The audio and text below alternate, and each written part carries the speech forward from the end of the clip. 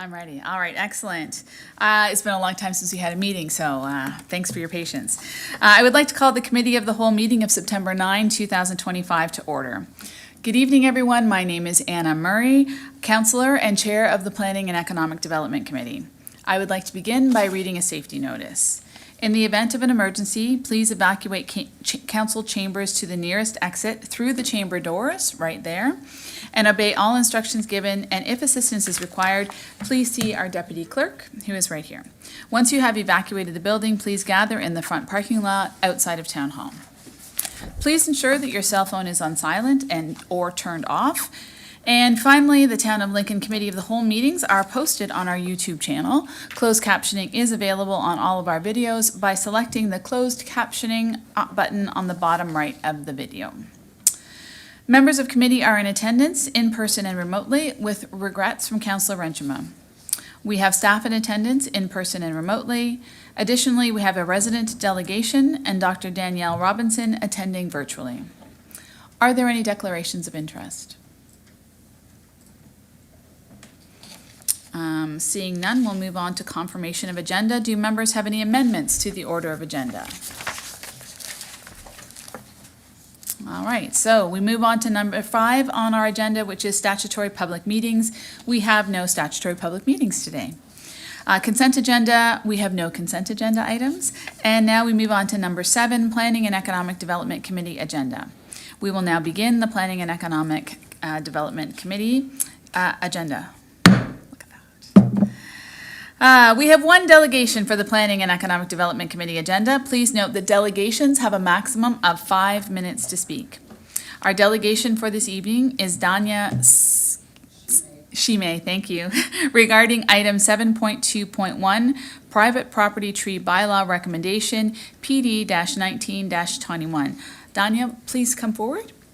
And just a reminder, 5 minutes. Our clerk will have a timer going, and it'll start beeping when your 5 minutes is up, and at that point, we ask you to please wrap it up. All right. We just have to get your mic on. There we go. You're ready to go. Thank you very much, and thank you for having me, everybody, and everybody in the back. I'm a newbie to Beamsville compared to most. I've been here 4 years, but have been recovering from a serious car accident, so first time onward and upward in a long time speaking to council, mayor, and staff. I unfortunately had an issue with a tree at the end of my property that's actually part of the town of Beamsville. I don't know the proper terminology yet for all the little towns and everything that's been absolved to the town of Lincoln. With that said, I noted when that tree looked ill, that the tree adjacent to it was ill.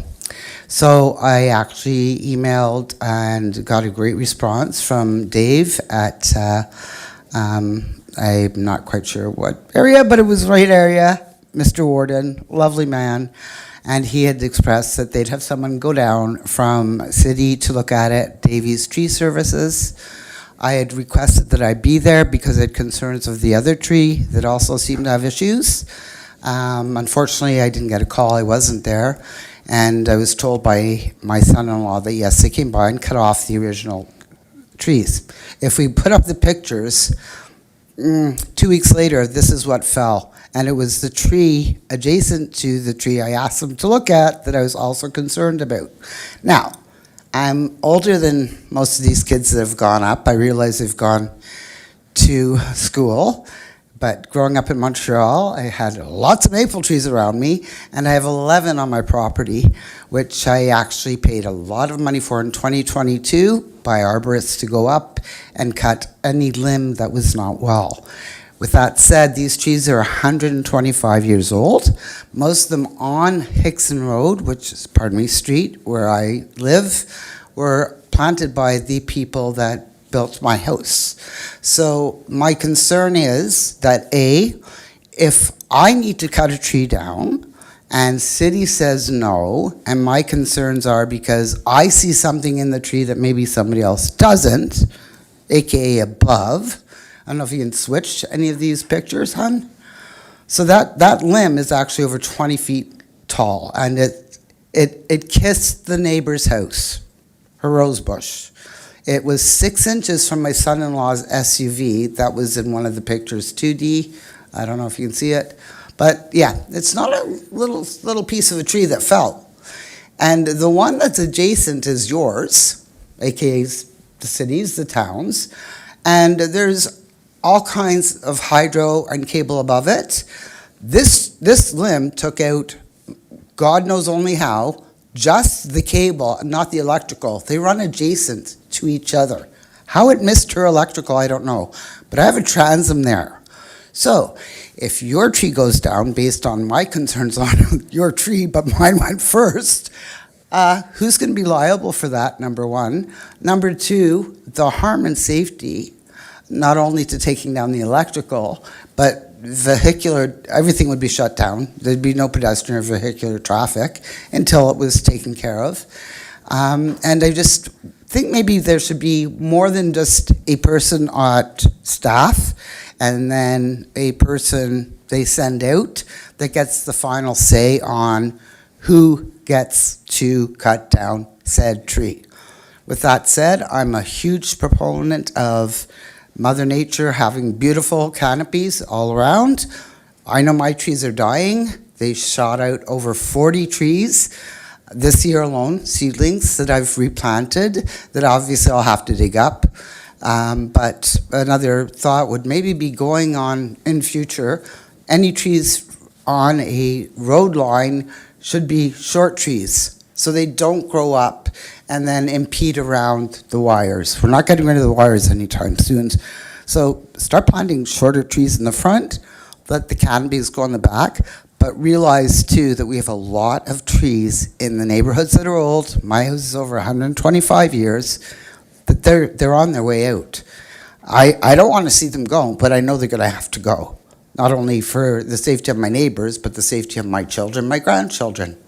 So just wanted to put that out there that possibly there could be some volunteers that make up some kind of little committee that also discusses what trees can stay and not go and not be so arbitrary.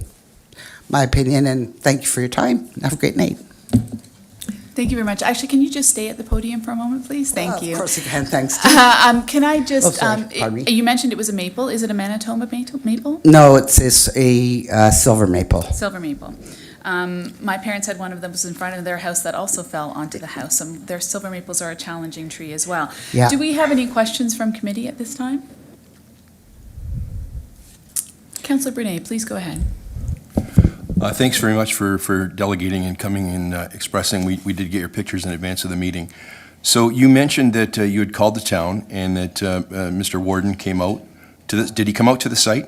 Oh, he was sending out Davies Tree Service, and I had requested to be there. I guess it just wasn't passed along, I'm not quite sure, because I would have pointed out the other limb. That's more concerning to me. It hasn't fallen, but like I say, the one beside it did, off the adjacent tree. So you weren't on site when Davies attended. Did you get any information back either through Davies or the town as to what they saw, what they... Nothing. Okay. Because I would have liked to have pointed out, it's just a discoloration in the bark that I noticed, and it's on both limbs of both trees, and just by fluke or by warning, nobody was hurt. We missed literally 6, and he just bought the truck, too. It's SUV. Anyway, that it just missed everything possible. So I think it's quite a large forewarning from Mother Nature. And again, with the amount of saplings that have dropped this year, the keys, it's a 4-year cycle where keys, meaning the seeds, fly around. This year it's been above and beyond the regular 4-year cycle. Okay. I appreciate you coming this evening, and I'm sure that staff are taking notes, and hopefully we can come back to you with some sort of a response. Super, and thank you very much again, everybody.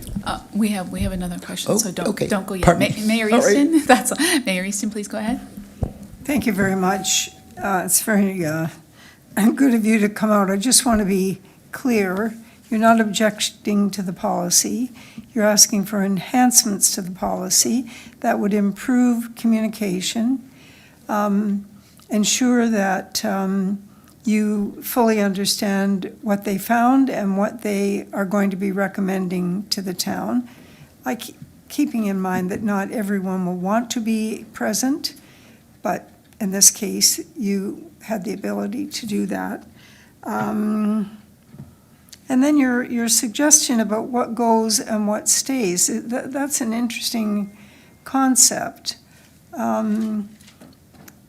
Because it sounds as though you don't want to be involved in that particularly, but you're suggesting it as a good idea in order to ensure that there's a full understanding of whatever that final decision is going to be made. Is that about right? I would happily be involved in some kind of committee and get involved again in my neighborhood. I was very, very involved years ago.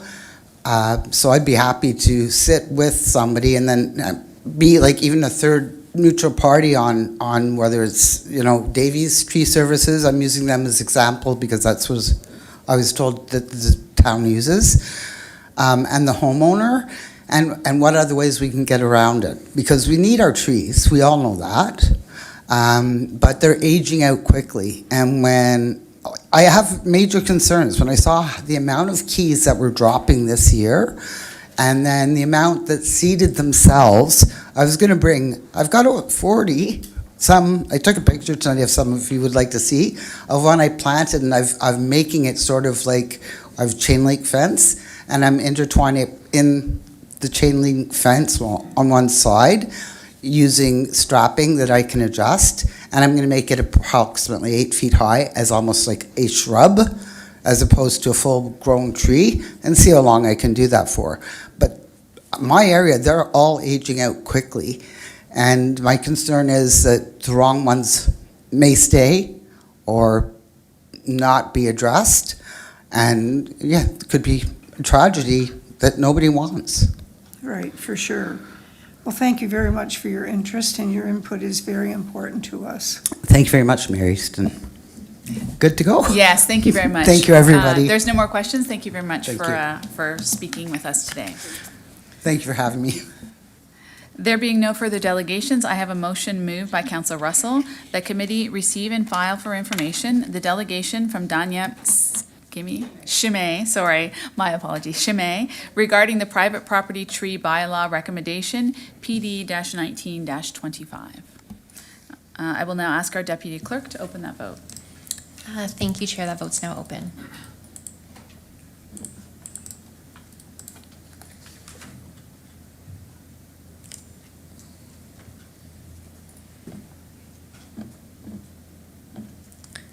Councillor Patriva, may I have your vote, please?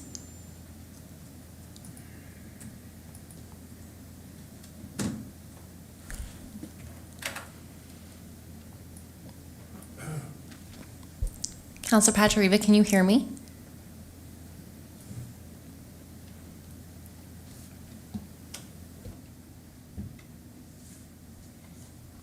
Yeah, Devan, I can hear you, and I say yes. Thank I got a split screen going here, but I can't get up to the other screen where I've got the eScribe. No problem, Councillor. Going forward, I'll just ask for your vote verbally. That's okay.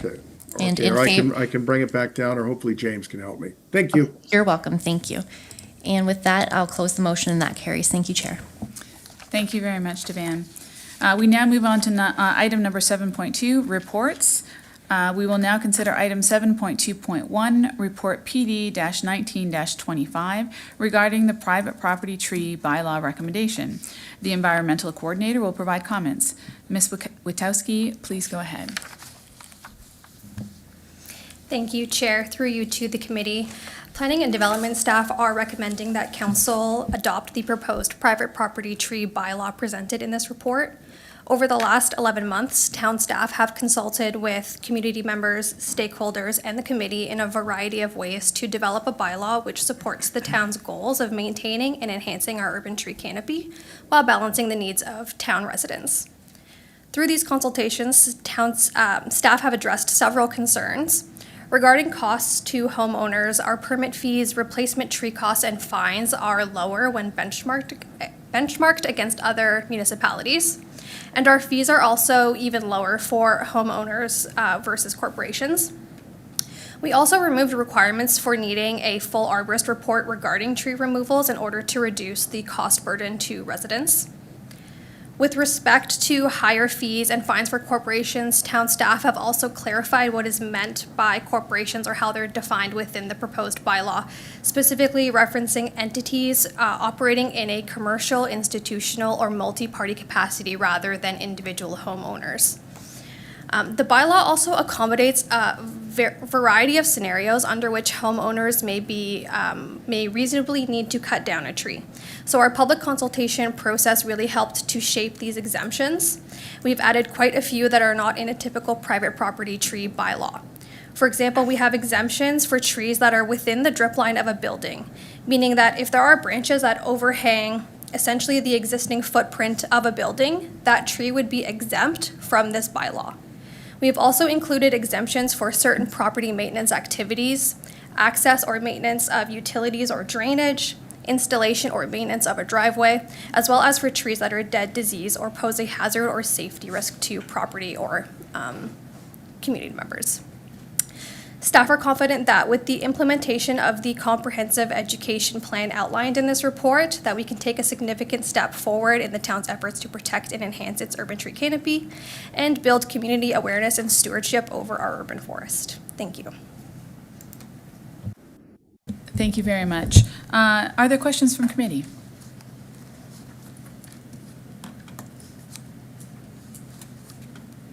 Councillor Miklick, please go ahead. Thank you very much. Through you to our delegation, or our environmental coordinator. With this, in hearing the delegation speak earlier, and is there any liability on our part if we determine a tree to be okay and the property owner retains a arborist and they say the tree is okay, or they say the tree is not okay? Who wins in that case? Who prevails? Whose opinion prevails? And I ask this from a liability perspective. If we deem a tree to be okay, healthy, and that tree goes down a week later and causes damage, are we liable?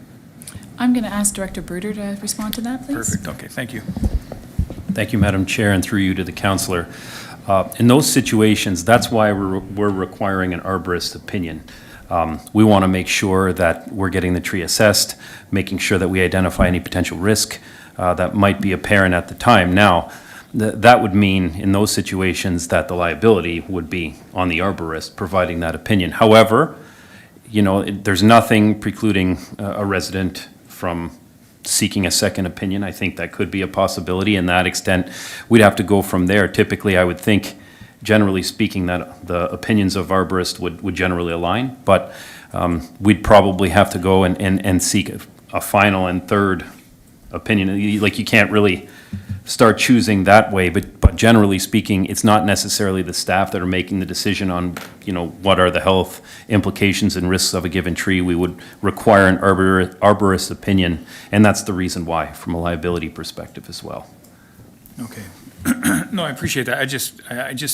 I'm curious, you know, usually when people find out that a tree is going to be cut down, I want to make sure that we have everything taken care of, that tree should be taken down or saved. Thank you. Actually, Madam Chair, one more comment too, if you would. Also, you know, it's also a requirement that the property owner retains that arborist opinion. So in essence, then it would be coming, like, it wouldn't be something that would be commissioned by us in the first place. It would come as part of the application. And I just wanted to clarify that point as well. Thank you. Councillor Bernay, please go ahead. Thank you, Chair. Through you to Samantha. I'm wondering if you mentioned in your discussion there that when we were looking at this bylaw, when we were aligning this, that we had looked at other municipalities and that the fees that we've set moving forward are actually significantly lower than in other municipalities.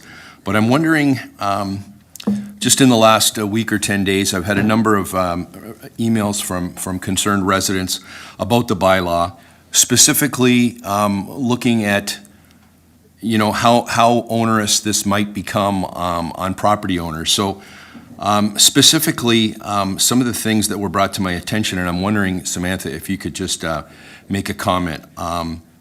So when a homeowner, an individual homeowner, might have a need to remove a tree, whether it be putting in a pool, whether they might be having water or sanitary repairs that need to be done on the property, what will the process be so that homeowners can be dealt with fairly and equitably, and at the same time trying to avoid tree loss? So I'm just wondering if you could discuss that process in that type of scenario. Please go ahead. Through you, Chair, to the counselor. The process for applying for a permit in this situation, a resident would be going online to fill out an online application. Very straightforward application. We've tried to streamline this as much as possible so that it is not onerous on the resident. And then this would go directly to town staff, who would review the application for completeness. If any information was missing, we would follow up right away with the resident to request that information. We would also have direct communication with the resident throughout the permitting process if there were any questions. I know that one of the concerns was either miscommunication or not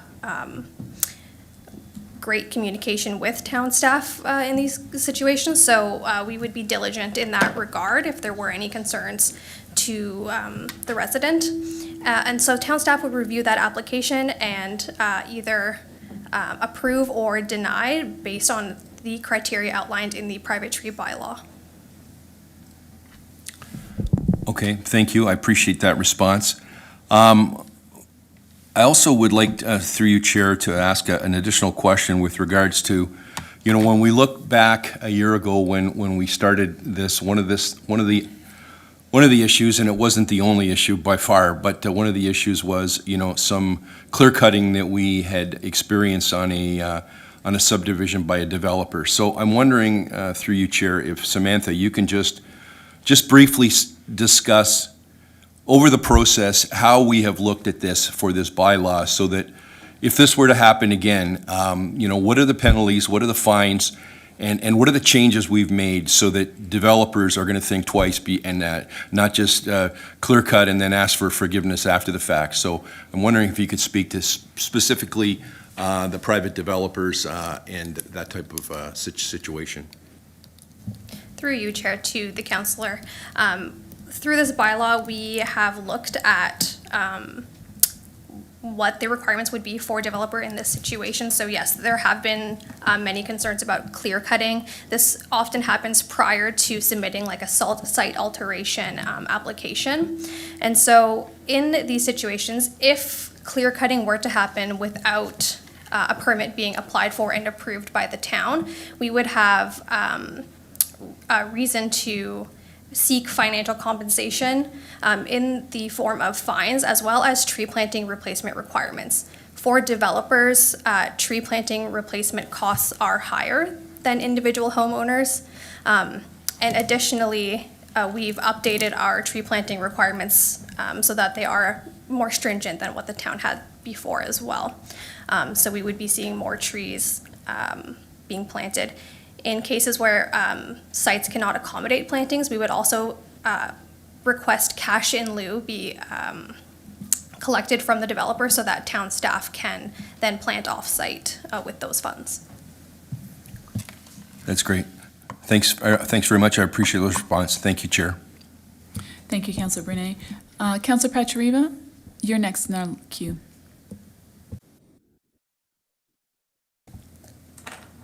Thank you, Chair Murray. I think I've got my mouse working properly. So, question to staff, probably Ms. Witkowski. So, on page 7 of the report, it says with the permit fee schedule that we've got a lower permit fee for owners of individuals. So we'd get increased compliance from them, but a slightly higher rate for our corporations. And then we further identified who the corporations are. How, if we don't get compliance, because, Councillor Brunet mentioned one instance, I can probably count 3 of them where development sites have been clear cut, and that was one of the impetuses for this. How quickly can we get the rates raised, and are we able to retroactively charge that increase to the scofflaw?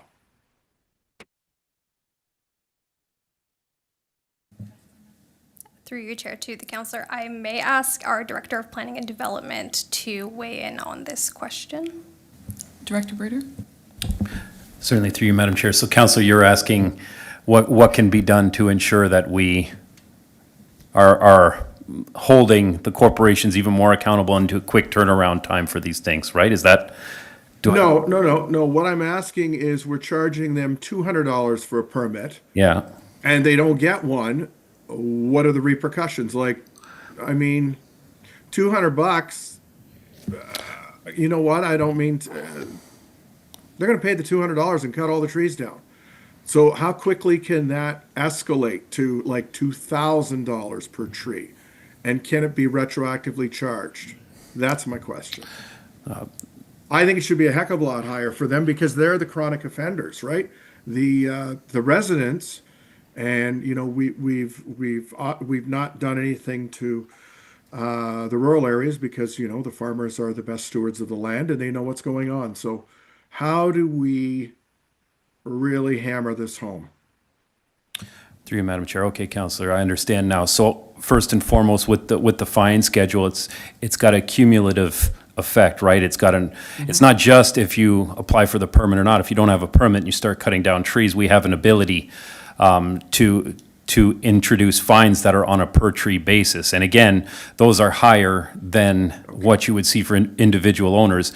And usually when it comes to developers or corporations removing trees for development, like what's transpired previously, often includes multiple trees, a large amount of trees. So that cumulative number can get pretty high on a per tree basis. We can also ensure that we seek convictions, and then going forward, we can continue to assess additional fines that way as well through the court system. So there's multiple avenues here, but I can tell you that there's a penalty on a per tree basis, and it can accumulate. Okay, that's terrific. Thank you very much. Through you, Chair Murray, I have another question, if I may. Go ahead. Yes, thank you very much. And to staff again, will this form be available on the line? And will it be easy to get to, like from the town's home screen? Because that's one of the issues we've heard in the past with, you know, our online forms. You know, Philadelphia Lawyer has trouble finding it sometimes. So, Ms. Witkowski, can you please respond to that? Through you, Chair, to the councillor, yes, our form will be available online, and we are working with our communications team to ensure that that is easily accessible, that the form is easy to fill out as well. And we also have outlined an education plan within the report. So we will be hosting educational sessions to even walk residents through where to find the application form and how to fill it out. okay, and a follow-up, if I may, Chair Murray, my third and final question. Please go ahead. Yes, so will it be a fillable form? Through you, Chair, to the councillor, it will be a fillable form. Fantastic. Okay, thank you very much. Thank you, Chair. Thank you very much, Councillor Patriva. Councillor Russell, please go ahead. Thank you, Madam Chair. Through you to either Mr. Bruder or to Ms. Tudakaitis, who I believe is online. In the report, under the financial section, there is a mention of where some of these monies from the permits and fines are going to be going. And it does mention that the staff considerations with this implementation is going to be likely low, and that it may be used, I'm going to quote, to both offset the staff resourcing and also contribute to the overall enhancement of the town's tree projects and improve tree canopy. I'm wondering if we can get a little bit more insight for the public on how those funds will be allocated to better improve our green space. Director Bruder, can you please respond to that? Certainly, Madam Chair, and through you to the councillor. There's two different kind of components to this. There's first the application fee itself. And again, that's intended to more, at least partially offset some of the cost of offsetting the processing of the application, the staff resources and time. So for that one, it'd be received similar to any other planning application. It'd be processed that way. The other part of it, and the part that really pertains to the enhancements of public spaces and tree plantings, is the cash in lieu of tree plantings that we would probably be collecting for those that maybe aren't able to meet the replanting ratios on their site. And instead of being able to plant trees on site, we would take a cash in lieu figure per tree based on what's needed. And that would be held as a reserve, similar to other reserves that we have. And then we would use that, to move forward with tree plantings on sites, maybe as part of a future park project, maybe as just a component of an enhancement of an existing park. Opportunities maybe for some community involvement, things like that. So there's kind of those two elements. There's the application fee, just being held it as similar to any other application fee the town possesses or receives, and then there's the cash in lieu. Hopefully that clarifies. Thank you for that. And just to follow up, again, I think there is a little bit of sentiment out there that this is like a tax grab or another way that we are looking to reach into our residents' pockets. But I think we can really show the benefit of this if a good portion of those monies being collected are going back into the community directly, and we can show that they're part of, again, park redevelopment, again, future tree canopy building, either in public spaces or even somewhere down the road to assist in private property rehabilitation. So I think if we can really hit that home down the road, I think this will be a big benefit, not only in the implementation of this, but in the acceptance and the buy-in from our residents as well. Thank you, Madam Chair.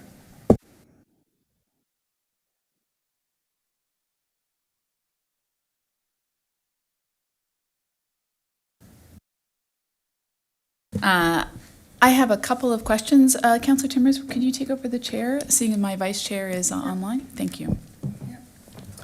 I noticed that we do have a list of identified nuisance trees, which is really helpful because people do worry about, there are some of these trees that are difficult on properties and very, what's the right word?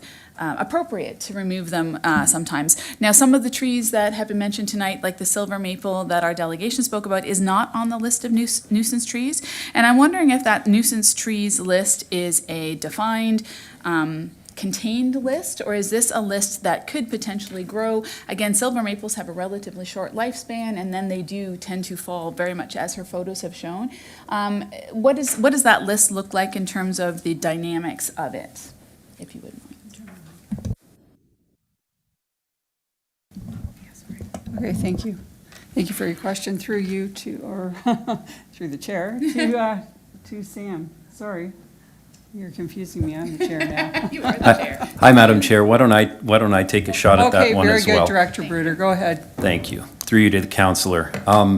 Not going to comment on the silver maple species specifically. I'm not a professional in that regard, but I can tell you, I think with any list of species like this is, at this point in time, a lot of work has gone into this, a lot of outreach to specialists. We've worked with our working group as well, our urban forest working group, to make sure that we've got a pretty concise list. However, I think there's always opportunities to revisit. It can be a little bit of a dynamic list. If we need to make some changes, we can do so. It doesn't have to be set in stone. But at this point in time, these are the species that were identified, and that's what we're putting forward today. But it could be subject to change in the future. It is possible. So another question, if I may, Chair. Yeah, go ahead, Councillor. So then, to that point, I'm assuming, so I'm really just trying to get clarification here, but I'm assuming that regardless of whether or not they're a nuisance tree, if you have a tree that has reached its end of life and is starting to fall apart, they are just part of the process, and but they still require a permit for us to take it down. Like, just because they're dead or dying does not mean that people don't need a permit. We still need a permit, and we still need a replacement tree. Is that correct? Through you, Madam Chair. No, in those circumstances, like those, that would be, if that's confirmed via an arborist opinion, then they would be exempt from the process. So that removal of that tree could be expedited. They wouldn't have to pay and go through the permit process. Like, we can expedite that whole thing. But again, we would still need an arborist opinion to confirm that. So then paperwork, but no fees involved. So one last question, if I could, Yep, Chair? go ahead. So then the other question was, people have talked a little bit about this already on page 7 of the report, the financial and the staffing impacts. I've received a couple of phone calls in the past about people who are concerned about other people cutting trees down at their properties. What's the protocol? So if I drive by and I see somebody, hey, they're cutting down a tree, I don't think that's allowed. Do we have something like a sign that we're going to be putting up at the roadside or something to let people know, hey, there's a permit in place, no need to call bylaw for this particular incident, or what does that look like? Yeah, through you, Madam Chair, that'll be part of it as well. Similar to all other types of permits, building permits, for example, we'll have to make sure there's something that's visible. Otherwise, if we do get a call in inquiring, it would be an easy thing for us to confirm here at Town Hall as well. We receive a phone call, no. We could do a quick review of the properties and permits that have been issued, and we could say, no, there's been a permit for that one. So by virtue of both things, we can clarify quickly. That's Okay, all right, great. I will turn it back over to you. Thank you very much. So seeing no further questions, I have a motion moved by Councillor Brunet that committee receive and file report PD-19-25 regarding private property tree bylaw.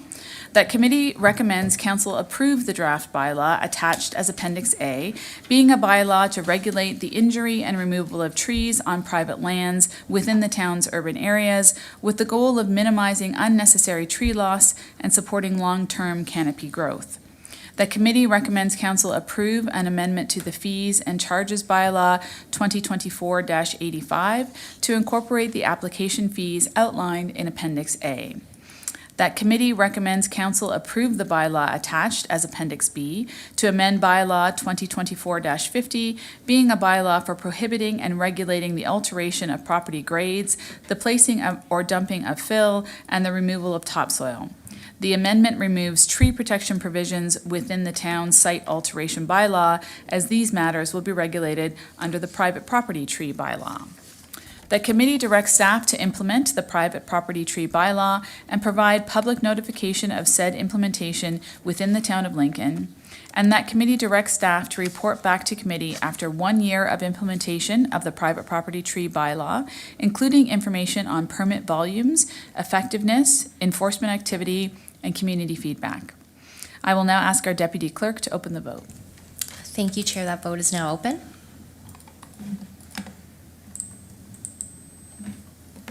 And I will close that vote, and that carries. Thank you. Thank you. We will now consider item 7.2.2, report EDC-13-25 regarding physician recruitment program awarding report. The Director of Economic Development and Communications will provide comments and introduce Dr. Danielle Robinson, who is joining us virtually to answer any questions that committee might have. Director Deanne, please go ahead. Thank you, Chair, and good evening, Mayor and members of Council. This evening, I am pleased to bring forward report EDC 1325 regarding the Physician Recruitment Program Awarding Report. As Council is aware, improving community well-being and creating a complete community is an integral part of Council's strategic plan. And access to primary care services is a vital component of creating a Lincoln where everyone can prosper. Through the Physician Recruitment Incentive Program and in collaboration with our partners at the Niagara Region Public Health and the Lincoln Medical Clinic, Lincoln has successfully secured a new family physician for our community, Dr. Danielle Robinson. Dr. Robinson will be starting her full-time practice this November at the LMC, the Lincoln Medical Clinic, and will be taking over from a retiring physician, ensuring continuity of care for over 1,200 patients. This report awards the incentive, which will provide $25,000 in support for the recruitment of Dr. Robinson, while also ensuring safeguards for the municipality. This marks an important step in addressing the shortage of primary care physicians in Lincoln and in advancing Council's goal of building a complete, healthy, and vibrant community. I am happy to take any questions this evening, but as the Chair just mentioned, we are pleased to welcome Dr. Robinson, who's attending virtually this evening, as well as we are joined by Ms. Jade Nielsen from Lincoln Medical Clinic, who's in the audience this evening. So Chair, back to you. Thank you. Thank you, and welcome, Dr. Robinson. Are there any questions from committee? Councillor Brunet, you can start us off. Thank you, Chair. Dr. Robinson, congratulations on receiving this money, and welcome to Lincoln. I'm wondering if you could maybe make a comment as to when someone like you, after years and years of studying and preparation, to decide they want to get into a family physician situation, what are you looking at when you're looking at what municipality you are going to put down your roots? Thank you guys for welcoming me to your meeting tonight. It's so nice to be here. I'm so excited to start at Lincoln in November. For me, it was multifactorial. I grew up in Bancroft, Ontario, which is a pretty small town, if any of you are familiar with it. So for myself, I was looking for something that had kind of a smaller community type feel. We were brought Hamilton Way just because my husband's going through his family medicine training as well. And then luckily I came upon Lincoln Medical through locuming. And for me, it was the environment, it was the group of people there, it was the community, the patients, everything in combination just was the perfect fit. And I felt like this is where I wanted to end up. So through you, Chair, just a follow-up question. So I appreciate that response, and I ask it only because I have two nieces, one in their late 20s, one in their late 30s, both doctors now. And, one of them is bouncing around in Northern Ontario, trying to decide where she wants to, start her practice. And so, when as a council, we are asked to look at recruitment, and we are competing with other municipalities that are paying much, much higher than $25,000. And I'm sure you're aware of this. So I'm just trying to understand, what young physicians like you are looking at in balancing that decision, because, we are struggling with difficult budgets. And so these are difficult decisions. And so I just, as a follow-up question, I would like to, and maybe this is a difficult question, but I need to ask it. So where in the process does the $25,000 become the tipping point for you in your specific situation? I mean, it's certainly helpful. After 10 years of school, I have a lot of debt currently. Certainly, as I mentioned, life circumstances have brought us to Hamilton area, but it was certainly a factor in helping me decide amongst the various areas and locums that I was doing throughout the 2 years that I have been in practice and over the year that I've been in Hamilton area, but also just the smaller community feel of Lincoln and Beamsville that I was looking for as well. That's great. Thank you, Dr. Robinson, and again, all the best. Thank you. Councillor Timmers, please go ahead. Thank you very much, Chair Murray. So Councillor Bernay kind of touched on a couple of things that I wanted to, so I won't repeat it, but welcome Dr. Robinson to Town of Lincoln. I was really excited to see this report, and I just want to give a kudos to staff who brought this forward and for council for supporting this. And I had never been a part of recruiting a family doctor before, and I found the concept something brand new. And I'm so excited that we were successful. We were told we were 4 doctors short, so now we have 1, so we just need 3 more. And maybe you can invite some of your fellow colleagues along to move to Lincoln as well. That would be even better. But anyway, I'll leave it at that, but congratulations and welcome. Thank you so much. Mayor Easton, please go ahead. Welcome, Dr. Robinson, and thank you very much for choosing Lincoln. You're not going to be disappointed. I'm very interested to know a little bit about you. I think that people that possibly watch this meeting, we have a pretty good audience here tonight, so obviously you're attracting people already. Tell us about your family. Tell us why you went into family medicine and what it is that you're going to be looking for in terms of specializing within that particular field. Thank you so much.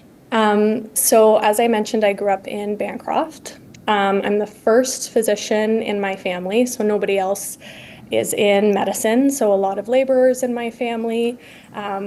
My dad worked for Hydro One. And so growing up, it just became an interest of mine. I loved science, I loved biology, I loved the human body, and then that just took me into sciences. So I did my undergraduate degree at the University of Ottawa in biomedical sciences, and then I went to Queen's in Kingston for medical school afterwards. And throughout that time, I always knew I wanted to do family medicine. I think, again, growing up in a small area where you see your family doctor in all phases of your life and how important they are, I was really drawn to that. And I loved every single part of medicine as well. I couldn't decide on one specific thing that I loved. I loved everything. So I did family medicine then, again, through the University of Ottawa in the rural Winchester stream there. And then I did an extra 6 months of obstetrics at McMaster University after I was done that, so I can deliver babies as well. So I deliver babies out of St. Joe's Hospital in Hamilton currently, but the hope would be eventually to perhaps do that at West Lincoln too.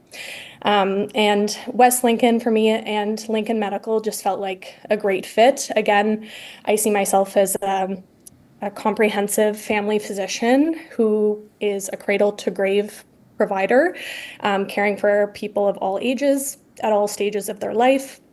And I hope to be involved in the community as much as I can in the clinic setting, in the hospital setting. Wonderful. Do you have a family of your own? I have a husband right now. That's it.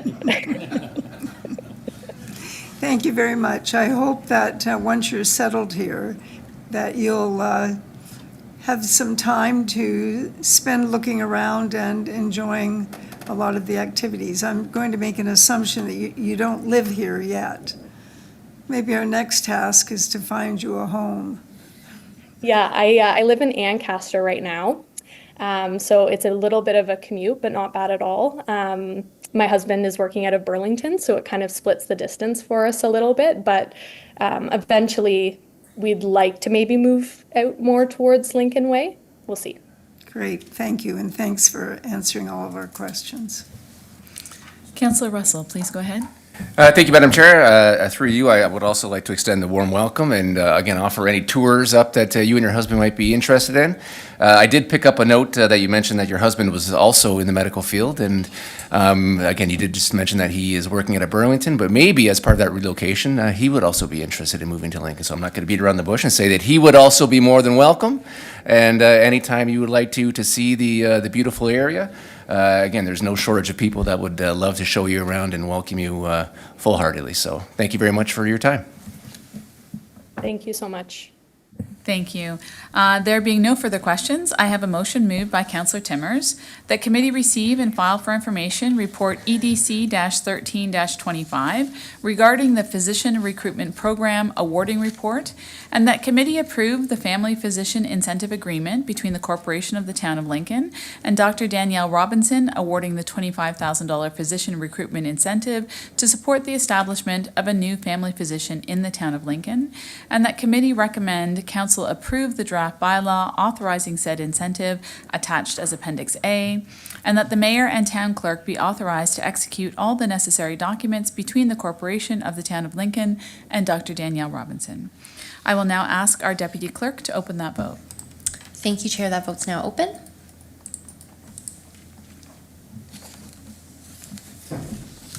And I will go ahead and close that vote, and that carries. Thank you, Chair. Thank you.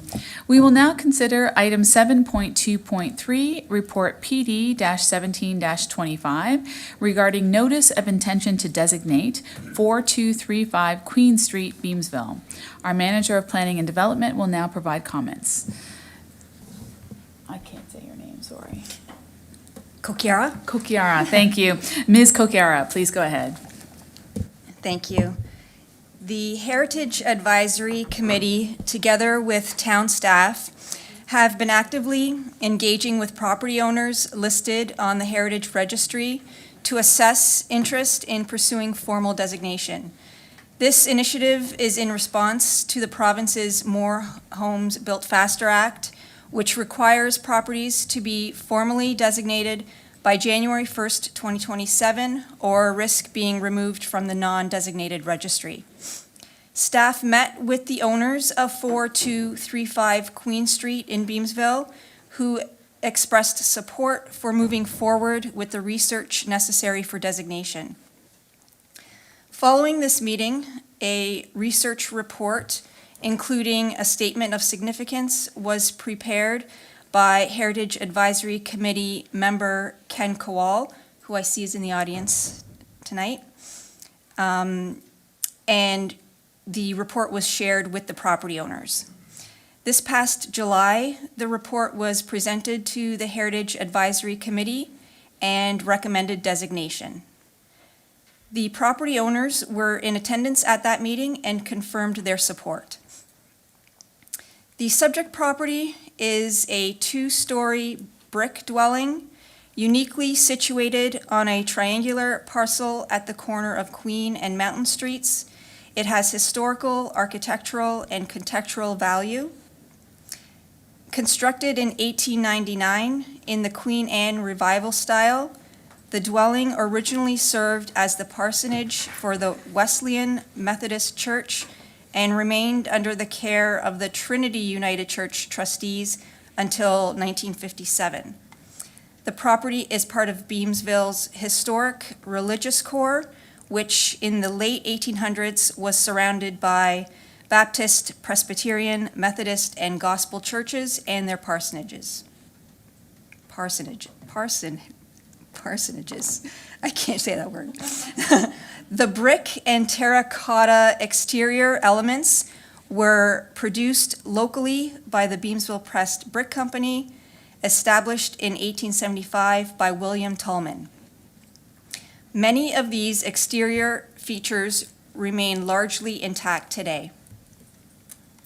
The property satisfies 5 of the 9 criteria for designation as outlined in the research report. Staff therefore recommend the issuance of a notice of intention to designate, and staff would also like to recognize Heritage Advisory Committee member Ken Kowal for all his work researching the property, and thanks to the property owners for their commitment to preserving this important piece of Lincoln's history. As far as next steps, the notice of intention to designate will be reviewed by the Heritage Advisory Committee at their meeting this Thursday. And should council direct staff to proceed to issue the notice of intention to designate tonight, it will be issued to the property owner, the Ontario Heritage Trust, and published in the local newspaper and also on the town's social media channels. Following a 30-day objection period, a designation bylaw will be brought forward to council for consideration. If no objections are received, the bylaw will come into effect and will be registered on title, and a designation ceremony will be scheduled at a later date. Once the property has been formally designated, the owners will be eligible to apply for a town heritage grant to support any restoration work on the property's designated heritage attributes. Thank you. Thank you very much, Ms. Kokiera. Do any members of committee have questions? Councilor Timmers, please go ahead. Thank you very much, Chair. So I don't have any specific questions, but I'm just really pleased to see that the owners came forward and that they were requesting designation. And I want to thank Monica or Ms. Kokiera for her help and assistance in sending letters and working with the owners. And it was really refreshing to have them at our Heritage Committee and requesting this designation. So, and it's a beautiful home.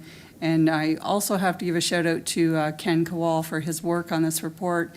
The pictures are amazing. The report's fantastic. I'm so pleased with it, and I just want to thank you. It's a lot of work, and you've been a very committed member to the Heritage, very committed member of the Heritage Committee. So I want to thank you. Thank you, Chair. Thank you, Councilor Timmers. Councilor Pachariva, please go ahead. Yes, through you, Chair Murray. I too would like to thank Monica and the Heritage Committee. I was chatting with these homeowners during the last election, and that's when we were kind of coming out with the Heritage Conservation District, and they weren't too sure about it. So I encourage them to get involved and to go to the meetings. And I'm glad they came forward. They were worried that maybe they would be left outside of the boundary. And I'm just really glad after reading the report and the heritage of the Beamsville brick and all of the intricacies in the house that it has been registered as part of our registry. So I just want to thank everyone involved for doing the due diligence and getting this on the list. So thank you very much. Thank you, Councillor. Councillor Brunei, please go ahead. Thank you, Chair. So again, I just wanted to bring to attention, I'd be sitting here, and kicking myself if I didn't make this comment. So over the last couple of terms of council, we've had a lot of discussions about advisory committees and the work that they do and how we bring people on and how sometimes we have committees that work better than others. So I would be amiss if I didn't say that, I think this council is very, very, very fortunate to have a committed group of individuals who just aren't people that show up for meetings. These are people that live and breathe heritage. Some of these do this, professionally, working in places like the City of Hamilton and City of Toronto. So just a great shout out to the entire Heritage Committee. The work that Gary Danbridge and Ken Cowell have done on some of these properties is amazing. The leadership that Scott Foster has shown as the chair, and the wealth of knowledge that people like Michael Seaman and Alex provide. I just wish you could see the work that they do, because we are very fortunate to have a Heritage Committee like we do in the town of Lincoln. Thank you, Chair. Thank you, Councillor. Mayor Easton, please go ahead. Thank you very much, Madam Chair. I think this, the comments that are being made are absolutely unique within the circles of reports that we've been receiving over the last 10 years. There's something about the approach that is being used now that is so beautifully integrated within the community, the history of the community. I've lived in this community my entire life, and I enjoyed reading the story about this house so much because there were people in here that have actually lived. They were very old when I was a child, but they are all part of this story. Why did Ken take the time to put that detail in? Will it survive when it's submitted? Surely every word will be submitted. That's my question for the moment. Nobody will be paring this down, is that correct? That is correct. You're speaking with regards to the report? Yes. Yes, the report will be saved on file, and all reports will also be going to the Lincoln Archives and the museum to preserve. Right. So obviously, Ken, you've set an example here in terms of the style where you're integrating so many different pieces, and it makes a huge difference in terms of the value, I think, of what we're approving. And thank you for that, because this really did have a lot of detail. Even you managed to surface the fact that this house and the Prudhomme House on King Street West were built about the same time. And I remember hearing that from the owner. So thank you so much. It is a pleasure to approve these. Thank you. Thank you, Madam Chair.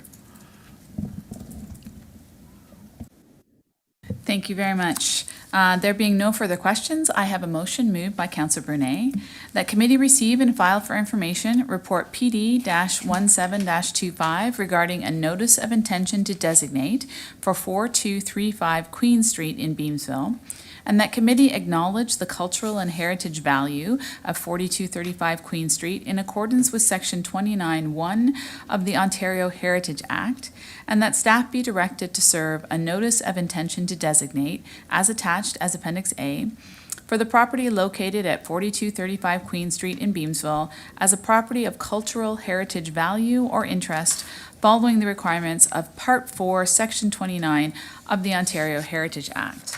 I will now ask our Deputy Clerk to open that vote. Thank you, Chair. That vote's now open.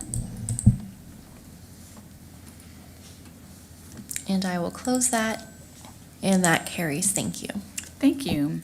We will now consider item 7.2.4, Report PD-18-25 regarding notice of intention to designate 2944 21st Street, Jordan. The Manager of Planning Development will provide comments. Ms. Coquera, please go ahead. Thank you, Chair.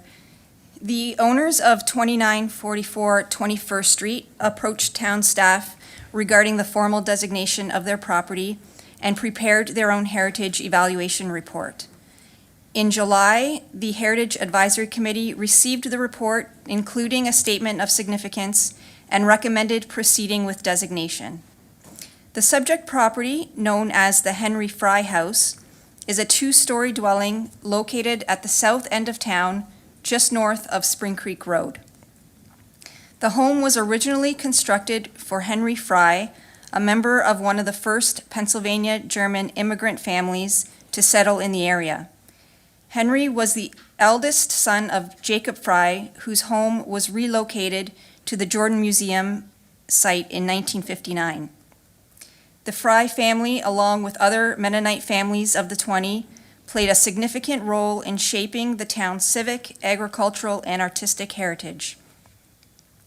The property has historical value as it is directly associated with the important settlement history.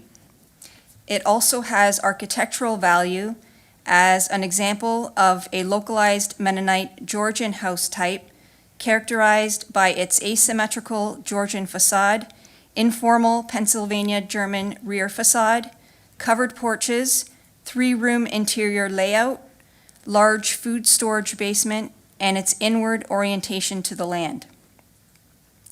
The house holds contextual value as one of the few surviving Mennonite farmhouses in the Vineland, Jordan area.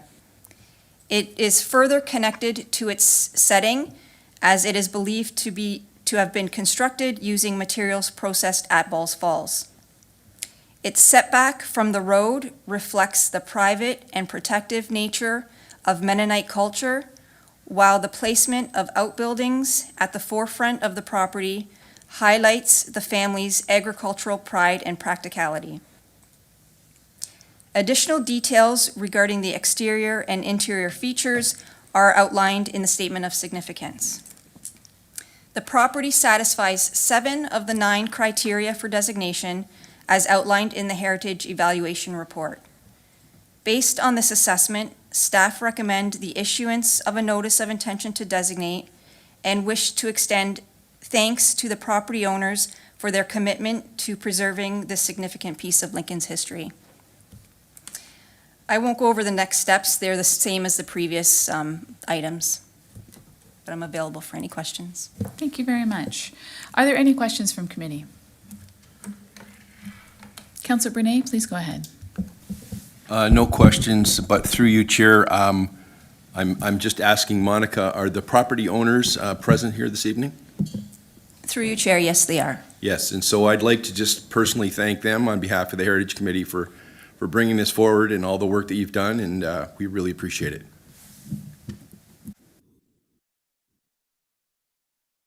Thank you, Councillor. Councillor Timmers, please go ahead.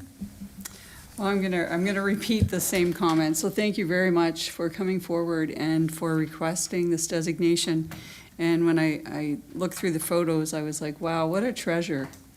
And it's hiding in the trees. So a lot of people don't even know that it's there, but it's just absolutely beautiful piece of history, and thank you very much. Councillor Pachariba? Thank you, Chair Murray. And once again, I would like to thank Dr. Hannigan, his wife. I dealt with the doc when he had his optometry practice on Queen Street, and was a huge fan of his when he called me into his office, and he had a Maple Leafs calendar and memorabilia along with some John Lennon stuff. So he sold my frames, and he's a good man. So I'm just upset. I'm sick and not able to shake his hand tonight and give him a hug and say hi, because I miss doing business with him. But thank you once again, you both of you, for doing this. It's preservation of our history, and it's awesome. Thank you, Councillor Petriva. Mayor Easton, please go ahead. Thank you very much. Again, congratulations on the report. I understand that you did have a consultant help you. However, I can't believe that you let them out on their own.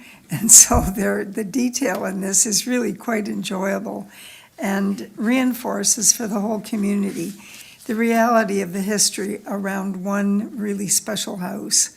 And I've toured the house at one occasion. There was it may have been the Lamplighters, because this is a kind of property that they're always looking for authenticity. But thank you so much for sharing this with us and allowing it to become a permanent part of our heritage. Thank you. Thank you very much. There being no further questions, I have a motion moved by Councillor Mikulik that committee receive and file for information report PD-18-25 regarding a notice of intention to designate for 2944 21st Street in Jordan. That committee acknowledge the cultural and heritage value of 2944 21st Street in accordance with Section 29(1) of the Ontario Heritage Act, and that staff be directed to serve a notice of intention to designate as attached as Appendix A for the property located at 2944 21st Street in Jordan as a property of cultural heritage value or interest following the requirements of Part 4, Section 29 of the Ontario Heritage Act. I will now ask our Deputy Clerk to open that vote. Thank you, Chair. That vote is now open.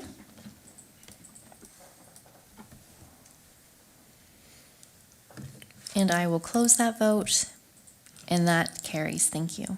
Thank you. We will now consider item 7.2.5, Report PD-21-25 regarding Vision Vineland, Central Business District Streetscape and Master Plan. Our Director of Planning and Development will provide introductory comments. Director Bruder, please go ahead. Thank you, Madam Chair. Really, this is something that staff have been looking at doing for quite some time. As Council will recall, really, we undertook a similar exercise on the Ontario Street corridor, and the reason we did that was because we recognize that as a key area in the town, an area that may experience change over time, may experience significant growth. So we did kind of a urban design and streetscape master plan for that corridor leading up to King Street. You look at other key areas in the town of Lincoln, our Prudham's area, we have a secondary plan there, but really, when you look at the central business district of Vineland, you see a lot of potential traditionally. These types of central business districts, they are also areas that could experience change over time. There is development potential just by virtue of them being centralized, accessible to surrounding neighborhoods, and being desirable just from a mixed-use perspective when it comes to land use. So really, we're at the very, very beginning stages here. We started with a high-level landowners meeting, and the materials that we provided were more nothing set in stone. It was an opportunity to at least start the conversation. What do those landowners envision over time? Do they have any plans, for redevelopment in the future? And if so, what do those look like? What are their key concerns? And from that, we heard what we often hear when it comes to development. We heard, there's concerns about transition if there is going to be any increases in density or intensification, because I think now our members of our public are quite aware of the drive that's happening at higher levels of government to push for more housing and more compact built forms. Obviously, parking, provision of open space were other key areas as well. So really, that was a first step in moving forward to undertaking more larger community outreach and looking at how we can shape or guide the growth of this area over time. Again, it's not insinuating that any type of redevelopment is imminent or coming immediately after, but trying to look at this from a longer-term perspective, providing some guiding documents, establishing what we and the community, when I say we, I mean the community, council, and staff want, looking at how this area can grow. So right now, we're at the very early stages. This report is really to introduce this topic with council and to identify that as a subsequent step, we'll be engaging with the greater community, looking at the surrounding communities of Vineland and even beyond. looking at a series of workshops and other items of engagement to make sure that we establish what a community vision could look like. So really, that is the intent of the report, more as an introductory report, but I'm happy to take any questions. Thank you very much, Director Bruder. Councillor Timmers, please go ahead. Thank you very much, through you to Director Bruder. So I know this is a very, very early piece that we're looking at tonight, and I did hear from some residents that are just not understanding that we're very early in the process, and only stakeholders have had input at this point, and we're going to have a fulsome community involvement. So I just want to put that out there. So just the quick look on the area that's identified. So I'm looking at the map with the blue lines. Like, how is that determined? Is that already in place? Is that what we're looking at, or is this a new vision? Or is this already, maybe you can just clarify that for me. Is that looking like it may change? I guess that's where I'm going with this question. Yeah, through you, Madam Chair. I think that's a good question. I think what you're trying to ask is, first of all, how did we Yes. arrive at that, and will Yes. it change? Really, we looked at the area that we've already got designated in our official plan and in our zoning as the central business district of Vineland. So those properties that are included within that envelope are largely, and if they immediately abut that, we wanted to include in this conversation, at least initially, when we look at the overall study area. Now, when I say conversation, you're exactly right. We're at such an early stage that we haven't established any formalized vision of any kind. All really we offered when we met with the landowners early this year was just some general themes, some looks that maybe other central business district and similar size or larger or smaller municipalities may look like. What are some of the features of those that we'd like to see moving forward? I think you probably saw from the materials that were presented, we do envision a little bit more of a compact built form compared to what's there now, because a lot of the properties are underutilized. But again, we're at such an early process, and we intend to engage in a robust public outreach and workshop series of events. Okay, so this initial look at the area is not, it's definitely going to be changing probably, or tweaked, or there could be some, because I see some businesses that are sitting just outside of that area. So I guess that's why I'm asking that question as well. So my only other comment will be, when we're looking for community input, that I think it's vital that there be a Vineland location, so that the people who are living in Vineland that are the most affected should be at the table and have a voice. And I don't know where that location would be, but I think it's really important that we make sure that that happens. So I just want to put that on the table for tonight, so. Thank you. Thank you, Chair. Thank you, Councillor Timmers. Councillor Mikulik, please go ahead.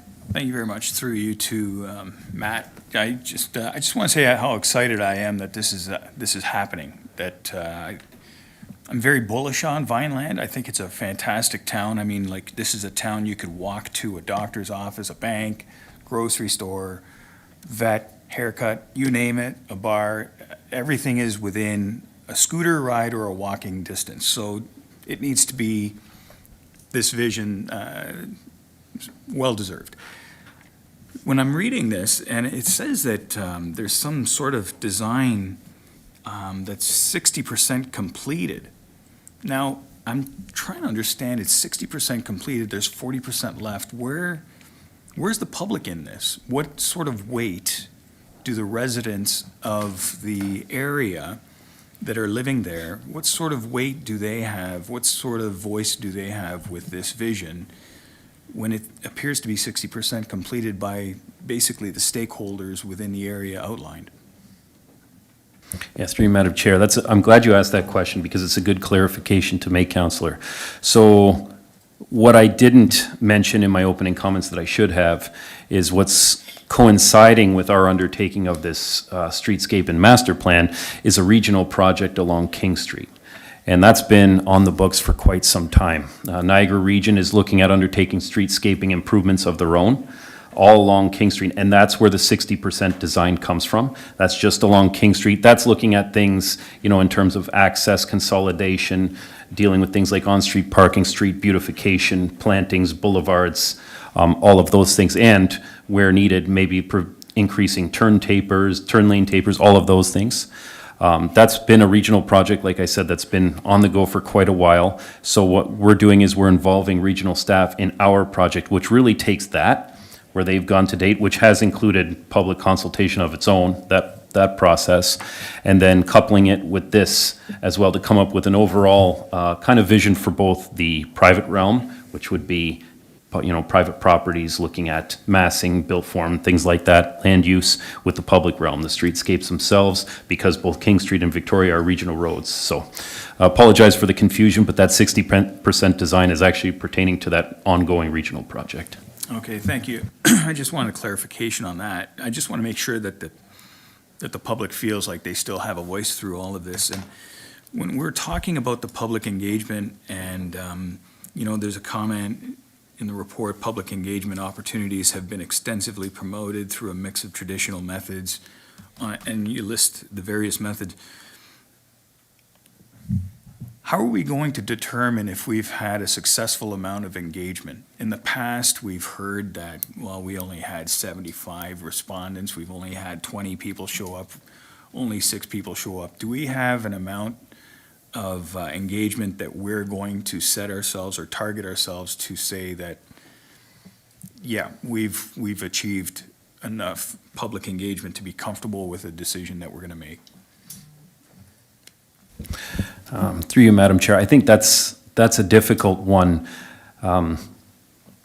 Yeah, we definitely want to encourage as much public engagement as we possibly can. And how we're going to do that, we mentioned that the typical channels, the social media blasts, using our newsletters, online presence on our website, all those things. We want to hold not one, but not two, but a series of public workshops where we can literally workshop what this might look like.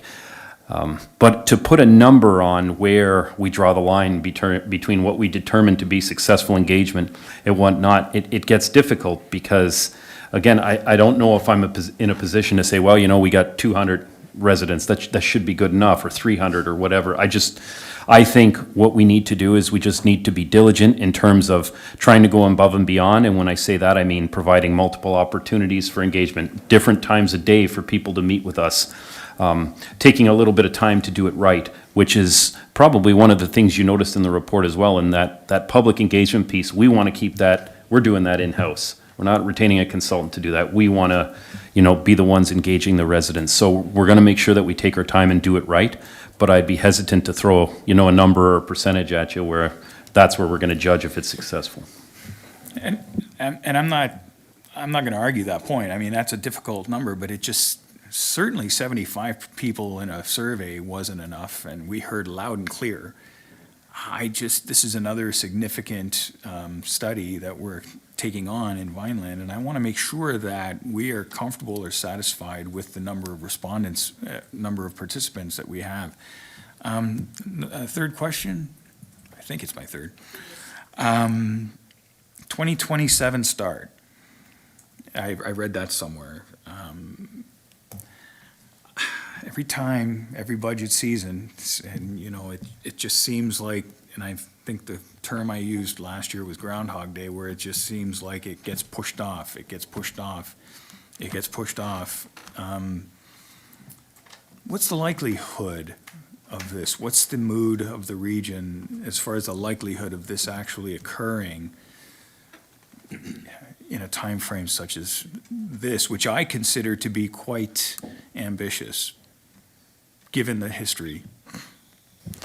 Yeah, through you, Madam Chair, that's a good question as well. And actually, I know that the region is dealing with, competing projects and priorities of their own. And not to say that this project shouldn't be at the top of the list, but I believe 2027 has already been something that has been pushed back already for this project. So again, we're sitting at 60% design now, need to get to 100%, but you are correct in that the project is going to be pushed off further. I don't have an exact timeline yet, but I think it just highlights the fact that, regardless of when the region is able to move forward with this project, we want to make sure we've got a comprehensive plan in place, and we certainly have the time to do that. So again, I know it's disappointing to hear, but that's the reality of it. I appreciate your honesty. you know, there's been a ward boundary review. I'm going to be knocking on doors, and I'm going to be knocking on more doors in Vineland, and I just, you know, it's tough. It's been tough, you know, hearing from the folks in Vineland, particularly so far for myself on the east end of Victoria Avenue, and it's just tough, and I wish we could do more. Those are my comments right now. Thanks. Thank you. Councilor Timmers, please go ahead. I was kind of going down the same path because, you know, the community improvement project that we've been looking towards since about, what says 2016, but I remember it being discussed even much earlier than that. So if we're at 60% complete, what's it going to take to finish that? Like, are we going to, I don't know if you can answer that question, but are they acting, because it's been a long time now, and we're still at 60. What does that mean? Like, when are they going to complete? Through you, Madam Chair, usually when you get to 100% complete, that's where you've got a complete design package ready to go. You've got all the details ironed out. You've got everything from your streetscaping and aesthetic improvements along the corridor to all your stormwater management, catchment, and all those things also happening. Make sure all the infrastructure pieces are also vetted. I think, you know, when you talk about 60% design, it's a little bit misleading. The design's actually advanced further than that, but they call that, there's usually 30, 60, 90% milestones for projects. There is a design that's fairly substantive in terms of completeness. It's more now about, you know, that little bit of work that's remaining, finding the right time from a budgetary perspective to do it, from the region's perspective. And I mean, I don't mean to speak for the region, but that's typically how these would work. Well, I know it got pushed off last budget time, and we were really disappointed because we thought it was coming. So hopefully it will come on the projected 2027, and it will be a cost sharing between the town and the region as well for portions. Is that correct? Through Madam Chair, there will be some items of that, but it will largely be driven by the region. Okay. Okay, great. All right, thank you very much. Thank you. Mayor Easton, please go ahead. Thank you, Madam Chair. I want to add a few things to this because if we learned anything from the Prudhome's project, it was maintaining consistent truths about the project from beginning to end. Well, I would say in this case, from the beginning until the province started changing the rules. So Vineland is the last central business district to receive attention. And yet we have a few things that are happening in Jordan Station. You know, there's some small retail operations there with the cheese factory, very significant because they attract a lot of outside attention. So we have Beamsville, we have Prudhome's, we know what's coming along now, the internal roads are there, things happening in Jordan Station, and I think the promise of more because there's a lot more private homes that are opening up, little bakeries and markets along the way with fresh fruit and vegetables, which is really very desirable. So we have also full farming retail across the town. It's very robust, and people do enjoy it, and they come from all over. Vineland, we've taken a lot of heat, and I want to be really honest about this. We've taken a lot of heat about the fact that there's nothing happening in Vineland. It has nothing to do with the town not wanting to do work. It has everything to do with the fact that, like Jordan, almost all of the property is owned by one person. In Jordan, the property owner was usually 10 miles ahead of us, dragging us along because he had such great ideas. In Vineland, we don't know what's happening, but we can't seem to generate the interest. We've had 3 meetings with Sobeys because we don't want to lose that anchor store. If it goes to Prudhome's, it's going to be very difficult. It's going to be just another difficulty, but we've had I believe it's 3 meetings what we've had with them. But again, there's more land that's needed and they can't get their hands on it. And there's all kinds of other things happening in that general market, so things are held up. But it's not because the town is not out beating the bushes. The region today announced through their Public Works report that this project is being held off until 2027. And I spoke with Regional Councillor Foster after that meeting, and I said, Rob, what are we going to do? Because if we don't have development charges accumulating, how do we go to the public and say, you know, there's going to be a big bill here at the end of it? So once again, that's not a new conversation. We've had this discussion with the region over and over again, probably 4 or 5 times. And we understand why there is a delay. And there should be, because there isn't a project that I can remember in recent times that did not have a balance of levy, plenty of DCs, and often grants. And this is the kind of a project where grants might be available, particularly for public art. So, as you say, Councillor Timmers, this is a very, very exciting potential. But we just cannot get the property owners committed. And there's probably all kinds of reasons for that, but it is difficult because there's nothing really to substantiate. I've had a few people talking about this. They're not happy about it.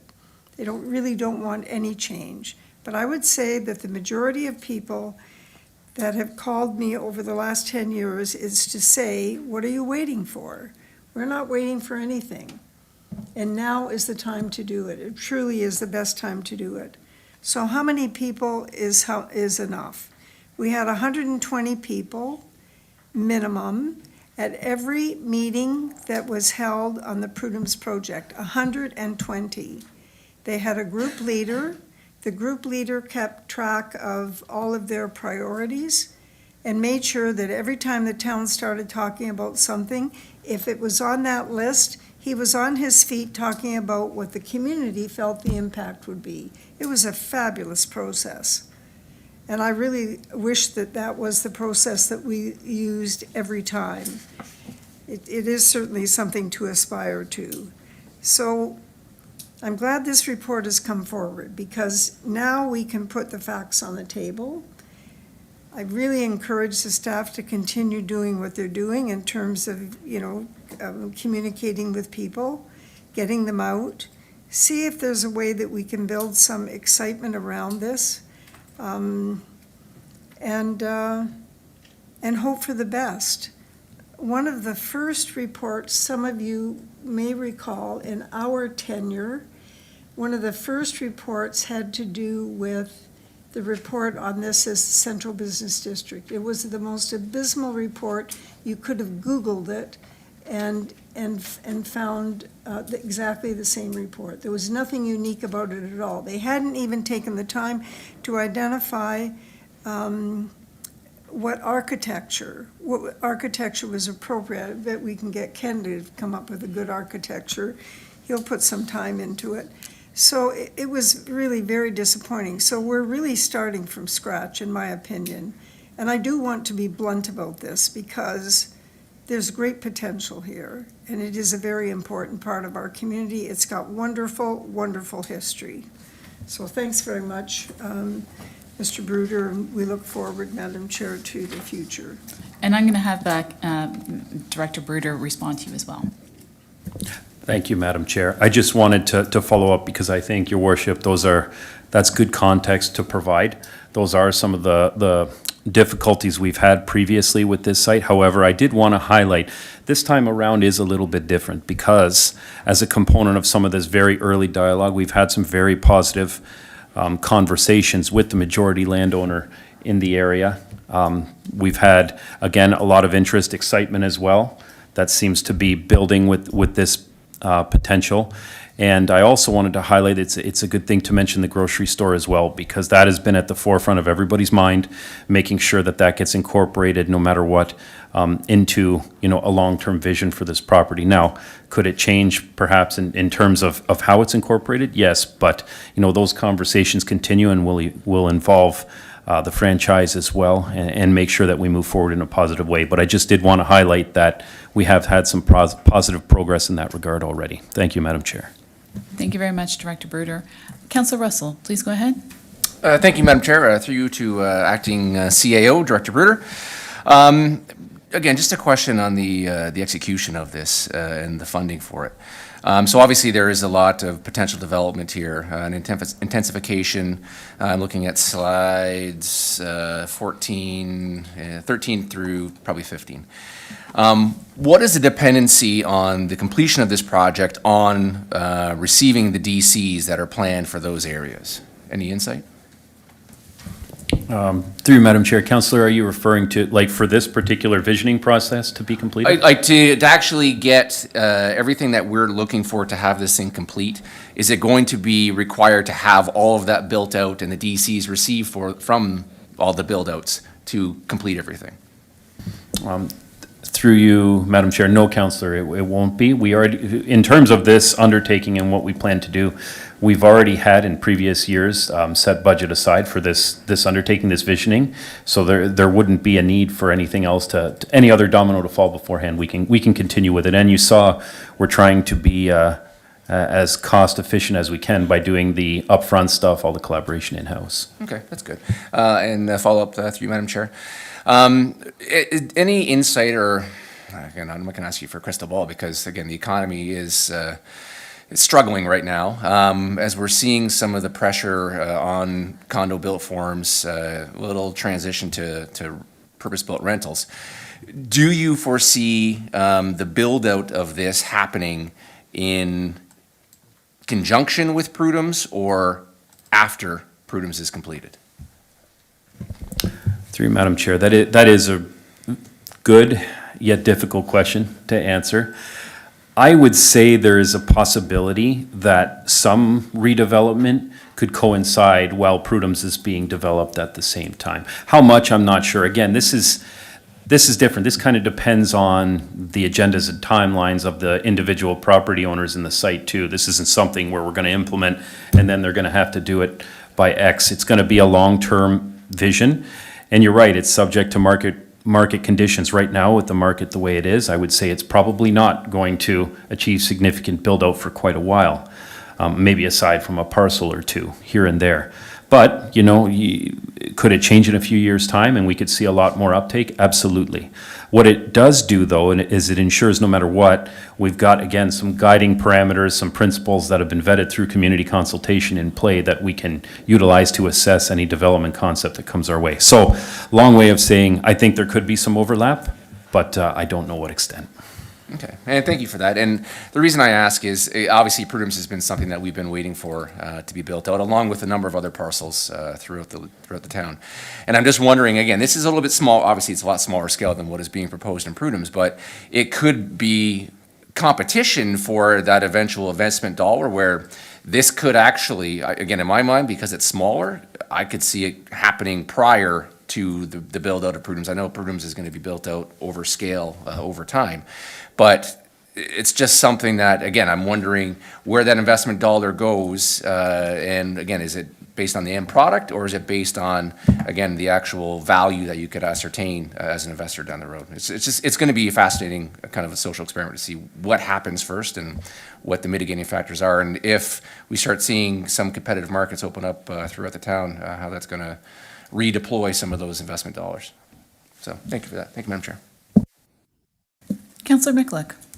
Thank you very much, through you, for the second opportunity, through you to Matt. So we we're talking about a major stakeholder that, is quite invested in this area. But I just want to ask a question, like the concerns, there's some concerns about flooding in that area. There's some infrastructure concerns within this area. Now, if that stakeholder wanted to build something, anything of any sort of scale or any sort of, dream, would he be able to, or she be able to, given the current state of the drainage or the infrastructure that's there? Through you, Madam Chair, they would. However, there would have to be design considerations to take into account what's happening now. Now, I can tell you as a component of some of the work that's on the docket for the region, there's also some improvements that are identified for the overall area to improve drainage. Because you're right, there has been quite the history of issues in that area, and it's something that needs to be addressed. But, when you're looking at for a specific, parcel of land, piece of land, and the opportunity to develop it, it's still there. It just, they would need to deal with the conditions that is now, in which really, from a stormwater management drainage perspective, means whatever is happening now, pre-construction conditions need to be maintained post-construction. That's oversimplifying, and there's a lot of complications in there that would have to be dealt with from an engineering perspective, but it is possible. Okay, I just want to clarify that it's not necessarily that stakeholder that's holding everything back. It's just the state of the area from an infrastructure perspective that, that could be an issue. And then one last final question is, there's a spot here on this map, RM3, high-density residential. It looks like it's on the escarpment side, on the south side of King Street. What could be built on that? It just seems like a bit of a unicorn. Up to 8 stories, or what sort of heights could be built on that sort of plot of land, or could anything? Yeah, through you, Madam Chair, typically with RM3, that's your higher density residential development. So you're looking at things like apartment buildings. There is some as-of-right height permissions in there now that would cap it, so it wouldn't be able to go up quite 8 stories. I think the measured height in there would be 17 meters, if I'm not mistaken. So there is some ability for some additional height over and above your typical 12.5 meters that you'd see in low-density areas.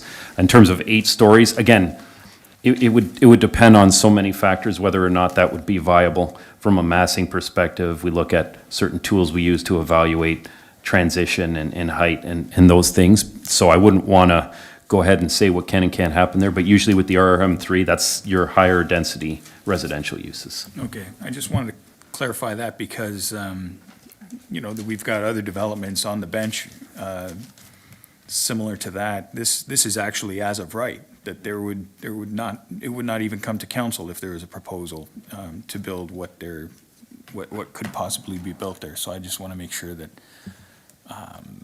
we know what's going on in the future. Thank you. And Madam Chair, sorry, just to clarify, that zoning too that you see there, that's what's already there today. So that's not even something that could be proposed. It's there now. Thank you very much, Councillor McCulloch. Councillor Brunei, please go ahead. Thank you, Chair. So I'm just listening to all the comments, and I'm listening to a lot of comments. I have a son and daughter and 3 grandchildren that live in Vineland, so we're down there a lot, and I talk to a lot of people about this project and what their anticipation is and timelines. But even I, as a counselor, third-term counselor, I'm sitting here tonight and I'm getting a lot of mixed messages, and I'm really trying to understand from the actual average resident that would be listening to this meeting, what are they hearing tonight? We're hearing people say, well, this has been going on since 2016. Tonight's report is actually very premature. There's a lot of contradictions in actually what we're saying. And I understand why this type of language is being used, but I'm just really trying to understand for the residents of Vineland who are very passionate about a project like this and have been passionate about it for many, many years, what their expectations really are. I mean, and I look at this slide, I have to say this, I look at this slide on page 14 of the building heights in the Vineland CBD, and I look at the bullet points. We want to maintain small community character. We want to provide appropriate transitions to existing neighborhoods. Encourage push taller buildings towards King Street, Vineland intersection, and 4 to 8 stories. I would love to know the 25 people that were at the public meeting, what were they saying about 4 to 8 stories? Is that something that we could hear about? Yeah, certainly, and through you, Madam Chair, to the councillor. They were saying that, if there's going to be any heights like that, that we'd have to be very, very careful in terms of how things transition.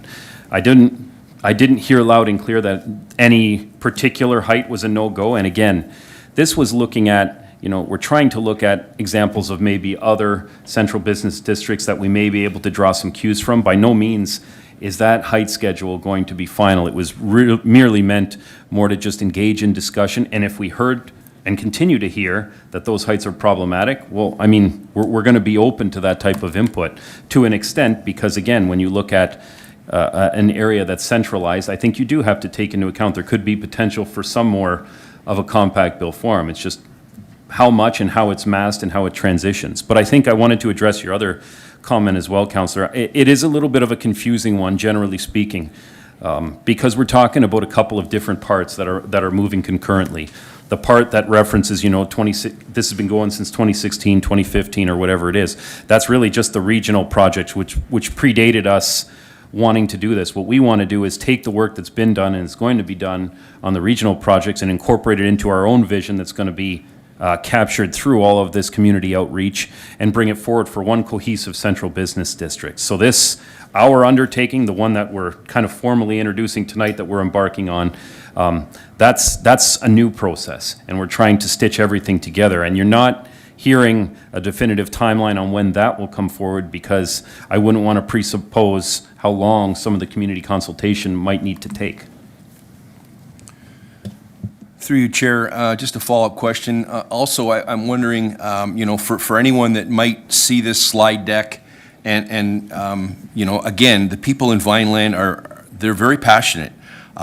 They do believe in community character. When someone would look at a slide on page 11 in the presentation about, some renderings about what potential public space might look in a Vineland CBD, like some of those pictures are, they're quite elaborate with, like a bit of a water feature there. It kind of reminds me of something you might see in a smaller city. So who pays for this? We keep talking about, the people that own the property in that area. Who pays for something like this potential public space? Is it the developer? Is it a collaboration between private landowners and the town? Just how does something like this even start for a discussion and end up in a slide presentation such as we see tonight? Through you, Madam Chair, there's a bunch of different models. Usually when you see an open space like this, you would work in your parkland dedication requirements. That gets you the land, but also we have other cash in lieu contributions on, these developments that may happen, or others for those that can't meet their parkland requirements. And those monies could be leveraged to create a very attractive public space. So again, that's the developer or developers, or on a larger scale, the developers in the town contributing towards this. But there could be a variety of means that we could look at. There's also funding opportunities to program open spaces. You'd have to get to a point where the design's essentially finalized, as we often know, to achieve these funding opportunities, but they're out there. So it could be an amalgam of these things. And again, maybe it needed to be clear, but this isn't to presuppose what is going to be there or what we are even recommending to be in there. This is just to get the juices flowing, to get the ideas moving, that's all. And finally, Chair, I have to say this, I'm very disappointed, I think the people of Vineland, whenever we have something, a public meeting, whether it's Heritage Village, what we just recently experienced with the boundary review, these people are very passionate, and they find their way to this chamber. And when I look out here tonight, I was actually anticipating that I was going to see quite a few people here to see this slide presentation and really maybe put some boots to the ground on this project once and for all. And I look out here, and I'm disappointed that I'm not seeing some Vineland residents here. So I just put that out for anyone that's listening this evening. Thank you. Thank you very much, Councillor Brunet, and thank you for all of the answers that you provided, Director Bruder. There being no further questions, I have a motion moved by Councillor Reimer that committee receive and file for information report PD-21-25 regarding Vision Vineland Central Business District Streetscape and Master Plan that introduces and provides background, including input received to date. I will ask our Deputy Clerk to open that vote. Thank you, Chair. That vote's now open.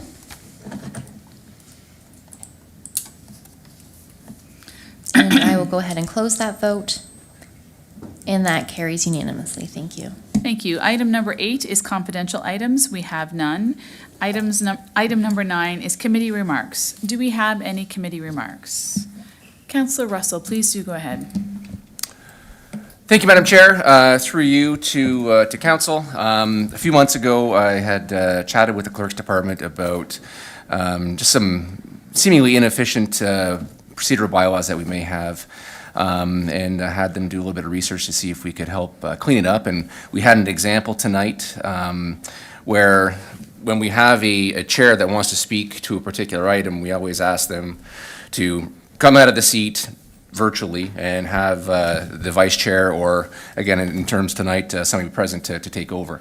And I asked if that was a requirement. They did a little bit of research, and it is not a requirement. So I have a procedural bylaw amendment that the Clerk's Department has helped me craft to change that going forward, so that if the chair has a question, they will not have to step out of the chair position, air quoted, and just ask the question. It makes everything, I think, a little more efficient. It'll save us a little bit of time, and I think just the way that the presentation or the end product of our council meetings will be much improved. So I have an amendment that staff be directed to bring forward an amendment to the procedural bylaw to remove the requirement for the chair to relinquish the chair seat in order to participate in debate or discussion. Do we have any questions from committee? I have a question. And I don't want to have to give up my seat to ask it. Interesting. I was hoping to ask the Clerk's Department, although it's not necessary, is it a guardrail to protect against particular incidents? I can foresee that the possibility is that the chair could take the microphone and not let go of it, given the opportunity to do so. Do you guys foresee any challenges or difficulties around the proposed amendment to the bylaw? Through you, Chair, this has been an ongoing conversation we have had with Councillor Russell, and in our research, municipalities around Ontario do it differently. They're not held to that clause within it. With this council specifically, no, I don't foresee that being an issue. All the chairs are very respectful and give up their chair and ask specific questions in conjunction with the procedural bylaw. So your 3 questions, that's not abused by this council at all. So I don't have an issue with that staff direction. I will say that because it is a staff direction, I do require a vote on that amendment, should you call it. Councillor Patriva, can you please go ahead with your question? Yes, thank you, Chair Murray. I guess a question to staff again, or to Councillor Russell, could we, Councillor, and I don't see your piece of amendment because it's not up on a screen or anything, or you didn't circulate it. Could we add that, to continue on in the forum that we have, and to Chair Murray's thing about monopolizing the microphone, is that the chair hold their questions and ask them at the end after all other councillors have spoken? I think that would go a long way in taking out any reservations of, a monopoly. So our clerk has a comment on that, our deputy clerk? Thank you, Chair, and through you to the councillor. Councillor, that is what is currently being done by all of the chairs. Chairs are holding all of their questions and conversations until everyone else has had an opportunity to address that. So I don't see that being a concern, given the state that how the chairs currently act in your meeting. Yeah, but that's through you, Chair. I mean, that's how we currently act. I think it should be put in writing to cement it going forward. Just my thoughts. Councillor Russell, your thoughts on that? Yeah, thank you, Madam Chair, and thank you, Councillor Patriva. Again, I don't see any reason why we shouldn't formalize that and add it in. I think the clerk is just adding in. Again, I think she's going to be posting it, but that staff be directed to bring forward an amendment. So they're going to bring forward something to us the next council meeting, to the procedural bylaw to remove the requirement for the chair to relinquish the chair seat in order to participate in debate or discussion, and maybe with the chair asking their questions at the end of the list of speakers. Okay, thank you very much. Yep. Thank you, Chair Murray. All right, so Devan, do we need a motion for this? We do. Counselor Russell has provided that to me, and just so everyone is clear, it will be moved by Counselor Russell. I will put it up on the screen here and read it for everyone if you give me one moment. And that should read on your screen that staff be directed to bring forward an amendment to the procedural bylaw to remove the requirement for the chair to relinquish the chair seat in order to participate in debate or discussion, with the chair asking their questions at the end of the list of speakers, which should satisfy that clause. And with that, I can open the vote if you're okay with that. Please open the vote, yes. Perfect, thank you. That is open for all members of council.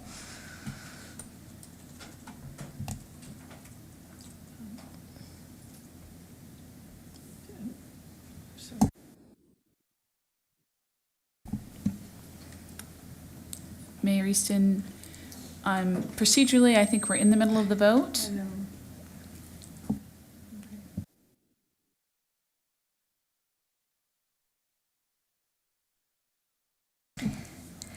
And with that, I will close the vote, and that motion carries. Thank you. All right, so are there any other committee remarks? All right, there being no further business, I call this meeting adjourned at 7:51 PM.